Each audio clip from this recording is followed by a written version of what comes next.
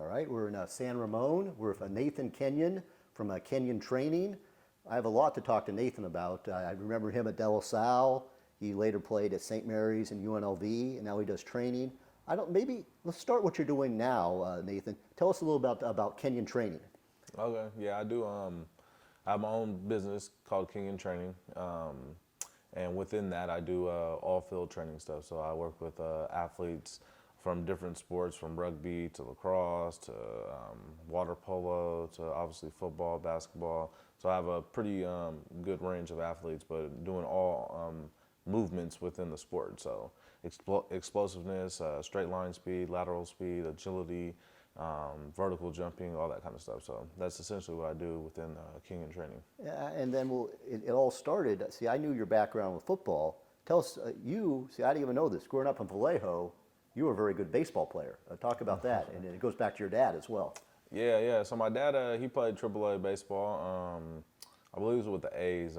We talked about it, not a lot, but I knew he played AAA baseball. So I started playing. I think they started playing at like 5. I started at like 4. Right. I started a year before everyone else playing t-ball, and it just was a sport that came very natural to me, and I picked up fairly fast. And I excelled at all the levels I played at, from Little League. We were able to win the first ever 10-year-old All-Star Championship game from Northern California, which if we were able to do that at 11 and 12 would have put us in the Williamsport. I led the team in home runs and RBIs throughout that home little run. And, I think I ended up getting a record at the park for home runs hit in the season when I was 12. I hit like over close to 40 home runs in the season. So like I said, baseball was definitely a sport that came easy to me and that I felt like I was good at. Had a lot of scouts talking to me. And when I got to high school, in rebellions towards, my dad and some of the things we went through, I decided, I wasn't going to play my freshman year, and I decided to run track. And, that kind of led to me not playing until I went out my senior year. And I felt like from not having touched the ball or a bat for 3 years, I felt like I still performed well in the tryouts. And Mr. Costello, who was the coach at the time, my senior year, he decided to cut me, even though I had 3 scouts come and look at me. And like I said, in my opinion, I thought I was probably second best on the team after and that was with not having played for 3 years at any kind of baseball. Brian Burns was better. His bat was better than me at the time. I feel like my glove was still the best on the team. I was probably the fastest on the team. But he cut me, and I talked to him about it, and he said that he didn't think it was fair to some of the guys who had put in more time and work, to keep me. I respected it. But if I had played that year, I think that I would have probably continued to play baseball, at a higher level. Just because, like I said, it came natural and the scouts were there, and one of them had even told me if I played that year, they would have picked me up, and they talked some figures and things like that. But, it didn't pan out, so I led a different future. I'm joking. Costello didn't realize how he impacted your future. No, I'm joking. But no, you mentioned it. So who was the guy you thought was better than you at De La Salle? Brian Burns. He ended up playing at St. Mary's, and I believed he played some minor league baseball. Right, but see, it's all connected. But the one guy that hit 7th that year, to talk about John Baker, who got better. And you helped train him. Yeah, go ahead. Yeah. Well, John Baker was actually a senior my freshman year. So, like I said, I was a baseball guy. So I forgot about that. I got a chance to watch Baker play, and I always was intrigued by his game. And they had a real good team actually my freshman year. That '98 team, that baseball team was good. Yeah, talk about the guys on that team. Yeah. So I know Chris Carter was on that team playing first base. He ended up going to Stanford. And I don't remember all the guys' names, but I remember the team was pretty loaded. I enjoyed watching those guys play. And, I was doing training with this guy, Dave, who works out in San Ramon at the gym. And Baker was doing some work with him. Right. And they would come out, and I would kind of lead the on-field stuff, the speed training. And, it was nice to kind of be back around a De La Salle guy, and definitely a guy that's made it to the level he's made it to.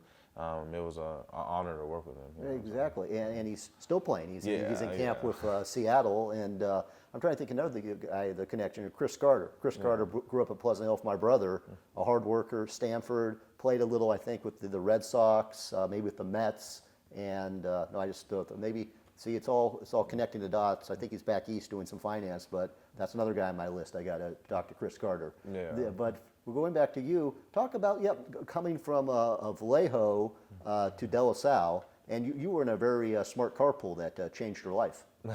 I think. Well, so coming from Vallejo, we had to cross the bridge every day. And back then, when we were coming from Vallejo and going back home, there was an hour worth of traffic easy. The bridge wasn't expanded yet. The lanes weren't expanded going there. I mean, we were easily sitting in an hour of traffic both ways. It was a decision where either I could decide to go to a local high school where I lived, which none of them really embodied academically and athletically the things that De La Salle was able to provide. Actually, through my baseball experience, there was a guy, Jose Ravello, who played soccer at De La Salle, and he was a year older than me, who was going to De La Salle, and we were playing spring baseball together, and he actually was the one who told me about De La Salle. I never heard of it. Coming from Vallejo, you don't hear about a lot of things over the bridge. Yeah. So he told me about De La Salle, and I went to check it out. And when I heard that they graduated, 99% of their guys that they graduated from the school went on to college. So that was kind of the selling point for me is, the bottom line, I wanted to go to college, and if 99% were going from a particular school, that's where I needed to be because it gave me the best chance to go. But traveling from Vallejo, I was fortunate enough to have about 4 or 5 people from Benicia, where I ended up going to middle school at, that got into De La Salle as well, and we had a carpool. One of them was a guy who I played basketball with 7th and 8th grade at Benicia, and we ended up playing together at De La Salle freshman and sophomore year basketball. And then my wife that I'm married to right now was also part of that carpool. We dated in middle school, 7th grade for a little bit, 8th grade to 9th grade for about a year. Took a break for, like I said, about a year, and then we got together sophomore year and been together ever since. So. Yeah, no, that's what I was joking with. She was the most important part of that carpool, I think. Yeah, and 2 kids. Yes. Okay, and then the other thing I was thinking about, this is, people think, all these people that don't know about De La Salle. So you're a good baseball player, but you didn't end up at De La Salle for baseball. You went there for the 99% the college. Exactly. I mean, you hadn't even, people think that De La Salle's going over to Vallejo to find kids. You didn't even know De La Salle existed. Yeah. You found De La Salle on your own. Yeah, and they definitely didn't know about me. Yeah. Like I said, I was good in my area. I think people kind of along the Highway 80 probably knew about me and maybe, hoop or whatever. But De La Salle had no idea. When I showed up to De La Salle, first off, getting into the school, I had to take math and English in summer school to be officially into the school. I got in, based on the fact that I passed those classes in summer school. So I was taking the bus from Vallejo all the way over to the BART station in Pleasant Hill, right down the street from De La Salle. Yeah. Then I would catch a bus from there down, and some days I would just walk back and forth or jog and kind of get a workout in. Sure, yeah. And I became pretty familiar with Treat. Yeah, exactly, Treat Boulevard. But yeah, I spent most of the summer doing that, and then when I came back around to football, like I said, they had no idea who I was. I was able to post the fastest 40 time on the team for the freshmen. I was able to be, pretty much first or second in all the conditioning drills and kind of, stand out myself. Then when we got into pads, I think that's what kind of really had them like, oh, who's this kid? We never heard of him. We don't even, like I said, they had no idea who I was. Right. And then, I'm trying to think, there's another thing. You could go right down Treat, but you know about the canal path? That's a little nicer. Maybe not. No, you did exactly. See, maybe now I can show you that 15 years later. So I did the same thing when I was late for school, right down Treat. When I had more time, the canal path. It doesn't matter. But I'm trying to think. No, at De La Salle, there was a lot of talent. Talk about some of the guys that you played a running back with. Go ahead. Yeah. So my freshman year when I got there. On the JV team, there was a guy named Marty Webb who ended up transferring to YV, but Marty was a special talent itself and would have been a great addition, to the varsity team at De La Salle. But, like I said, I got a chance to play with him 1 year, and he was very talented. Now, my freshman year, I got a chance to watch, arguably one of the best running backs to ever go through the school, or 2 of the best running backs to ever go through the school, DJ Williams and Atari Callan. And they would actually critique my games before, the varsity team watches the JV game, so they would critique, and they kind of, along with Coach Walsh, really helped me out my freshman year to help me develop into being able to play varsity as a sophomore. But yeah, learned a lot of great things just watching and listening, and then lifting with Atari and DJ going into my sophomore year. And then, from there I was able to play. I played with DJ Williams as a sophomore, actually lined up in the backfield with him from time to time. I played with Kevin Simon, who was, like I said, arguably one of the best football players ever blessed the field at De La Salle on both sides of the ball. And then, of course, got a chance. He was a terror at linebacker.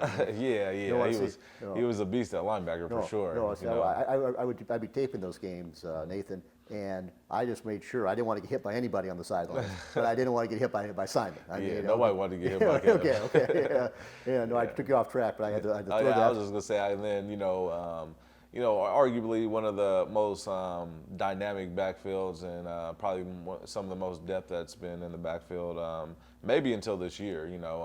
With myself and Maurice Drew and Alijah Bradley. That was the first time we actually used a 3-back set, the wishbone, against Long Beach Poly. So like I said, I got a chance to play with some really good players. Maurice went on to UCLA. Alijah went on and played at University of Michigan, and both of those guys played running back. I ended up playing defense.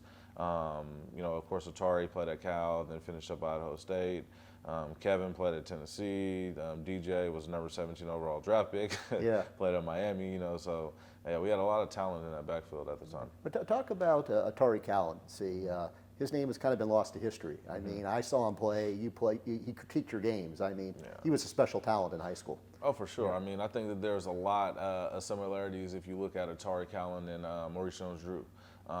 Both short in stature, both had a pretty good thick build, both fast, and both playmakers. They made plays at point in games when not that you needed it, you had to have it. You have to have it. Like the 32-yard shuffle pass that Atari took for a first down, like I said, modern day. Yeah, Coach Ladd called, and it was either that or the draw. It was one of the two. But Coach Ladd called it just hoping to get some yards. Right. And Atari takes it for a first down and changes the whole dynamic of the game. So my very first time playing, we played up in Nevada Union. That was our first game of the season, my freshman year. We played our game. We're coming out of the locker room just as the varsity game starting. Atari takes the first kickoff for a touchdown. That's what the remembrance I have of him. Like I said, he was one of the most exciting players I ever watched. Yeah, no, you had to shower quick or you're going to miss something. Okay. Oh, for sure. Yeah, okay. And I'm trying to think maybe, I don't even know, I just do this for fun. Maybe people say, what's your goal, Brian? Maybe that's it. We reunite all these backfields. And you could be my point person here. We'll figure this out. But that'd be fun. Yeah, see, that's it. Get everybody together, have a round table. Wow. You'll get some good stories out of that. Exactly. Now we got. I don't know how much time we got. We're gonna do more with you, Nathan, but we're gonna do more today, and we'll keep doing more. I'm trying to think just stories. That Long Beach game. Tell us about what you, Maurice, and Alijah were doing before the game. At the Marriott. In high school, most of the time, it's a structured schedule. So you have school, you have maybe a 3-hour break in between, school and your game.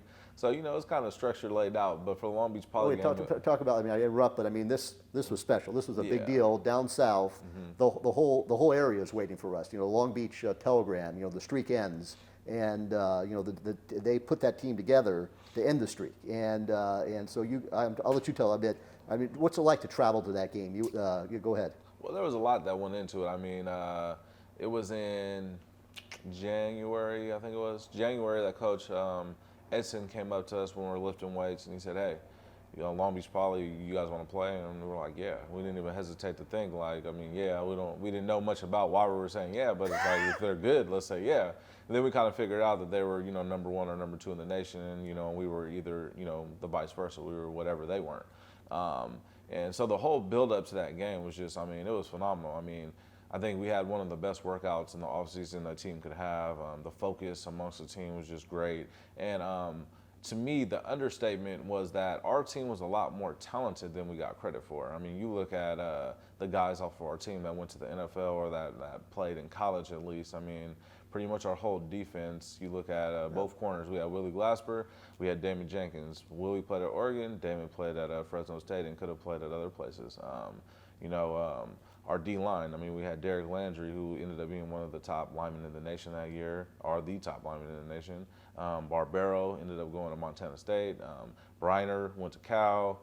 We had myself and Maurice and Alijah, who all started in the backfield too. We all went to D1 schools.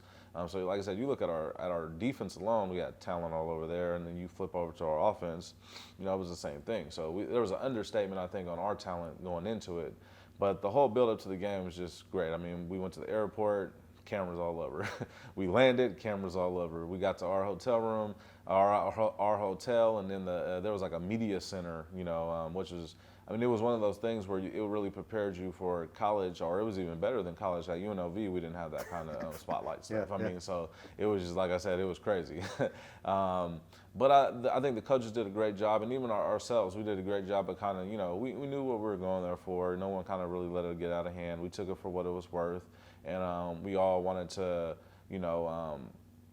to build on what everyone in front of us had did. All the teams in front of us that had beat, like I said, I got a chance to watch the Mater Dei game, the first Mater Dei game. That was we went down there and played the JV team. We won on the last second touchdown throw from Matt Gutierrez to Demetrius. See, I didn't know that. Yeah, I didn't know about the JV game. Yeah, we won on the last second throw to them. I should have attended that game. Yeah, it was a good game. Was it at Mater Dei? It was at Mater Dei High School. Yeah, on the grass field. Right. Okay. See, I was there at Edison Stadium waiting for the game to start. Okay. Yeah. I didn't know about that. We should have known that. I should have been there. Yeah. So like I said, we got a chance to go over and watch that game, and the whole build-up of that game, and the excitement of that game.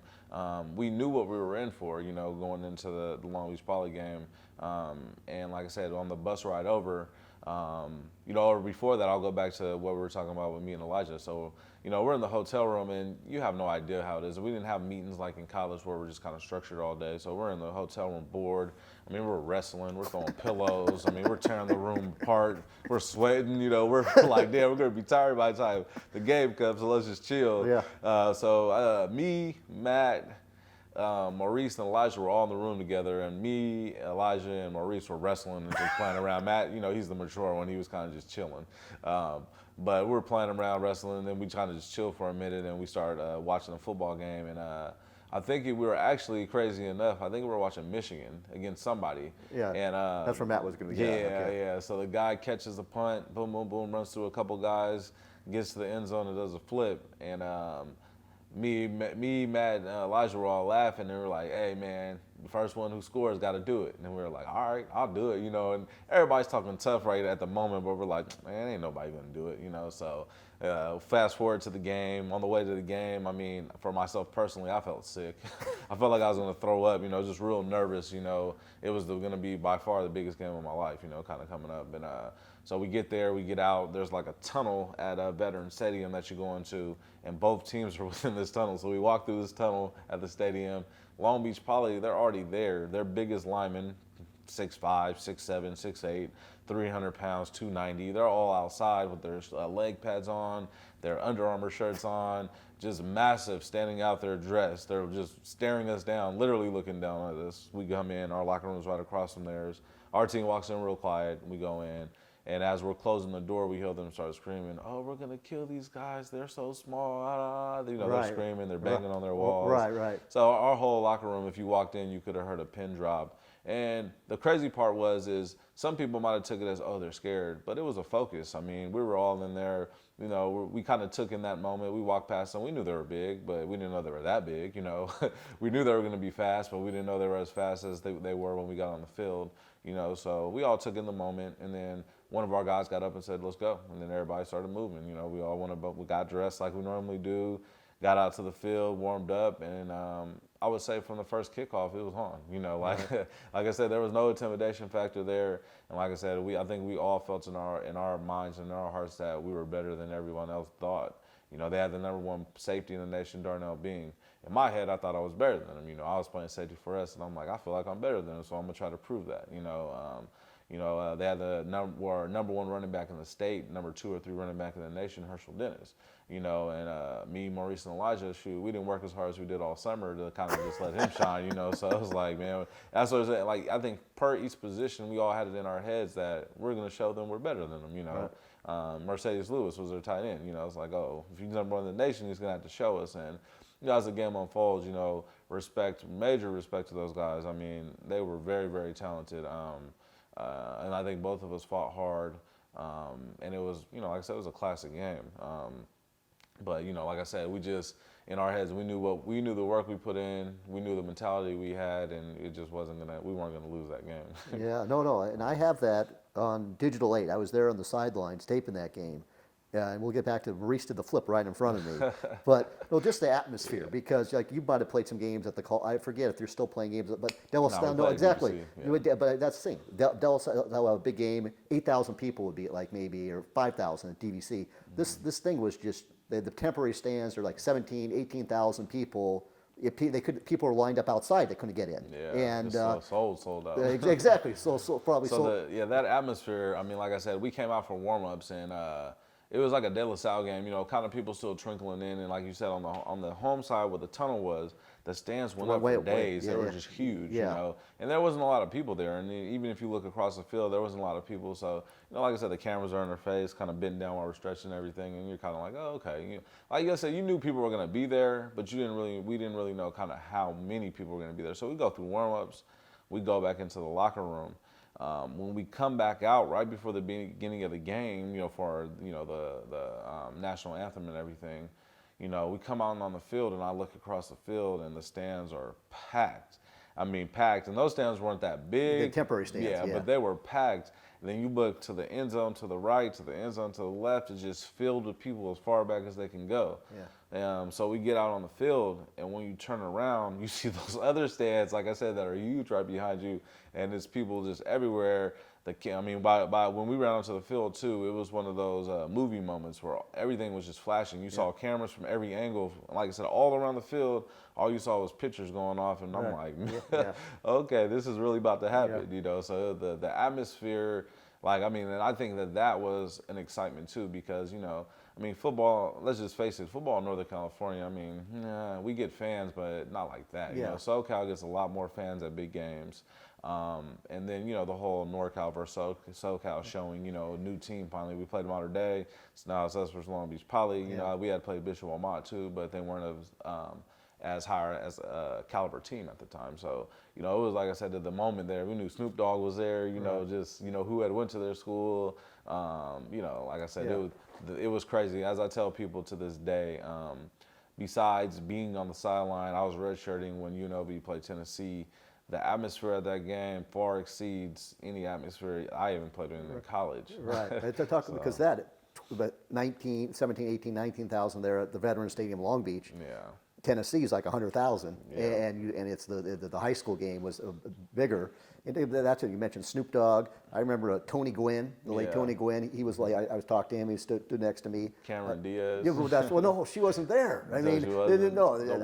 They said one of the females that went to the school was. Well, no, I was looking. See, to this day, I'm looking for Cameron Diaz. I thought she was in the same end zone as Snoop, where the quarterback had got hurt. Okay. Because when we're standing there looking, I know there was a little entourage, and we thought that was her. Okay, I blew it. I was too busy. There was this other guy right after Warren G. Oh, yeah. I was talking to him, okay. I would gladly have stopped talking to Warren G. if I knew Cameron Diaz was there. Okay, but that's just a side. But talk about the flip. It was Maurice that did the flip. And I have that. I got to figure out how to get that off Digital 8 so I can show it to people. It's awesome. It's on, I watch, you could click on YouTube quite frequently and watch it. So like I said, Maurice got the first opportunity, and I think the only opportunities to score, but he got the ball. He made a great move to dip under a guy trying to tackle him, up top. Got to the end zone right before it, and he flipped in. And it was like the whole moment kind of moved in slow motion as I'm watching that play unfold. And I think it was summed up best in our highlight tape that when they actually played it through slow motion. And funny enough, Coach Edson was the main one going ballistic.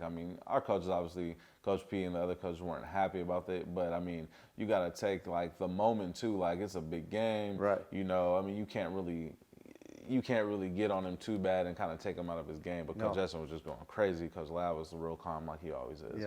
And I think it's fed off to the players. We're like, hey, he just did something that no one would usually do at De La Salle. You know, it was one of those moments where everyone was excited. It was a great play. The gesture, you know, I mean, I didn't really feel like it was taunting, you know, it was just a flip, you know, to how we looked at it. It was like, hey, you know, he did it. He actually did what we talked about. Well, that's also the people I interrupt. The coaches didn't know the backstory of what was happening at the Marriott. They didn't know until later. Later on, when we talked about it, you know, obviously they were like, still like, that's still stupid. But, you know, I mean, they kind of knew the why and why not. So, but crazy enough, so Maurice's son is playing flag football, and he did the flip. Maurice has it on his phone, so his son runs through some guys and gets to the end zone, and he flips into the end zone at De La Salle to kind of sum up the whole flip idea. Right. Is that in Allenbaugh's league? Or It's Coach Walsh's. Exactly, that's it. I mean, the Coach Walsh started it on the peninsula. Now Allenbaugh's running the one there at De La Salle. Maurice, talk about what, he has like 3 young kids. How old is his oldest son? He's 6, I believe. Six, and old enough to do a flip into the end zone. Okay, maybe track down Maurice and talk to him about that. I'm trying to think. You know, with John Baker, we did like 3 segments. Let's take a break right here for a couple moments, and then we'll come back, regain our thoughts, and talk about more. Okay, sounds good.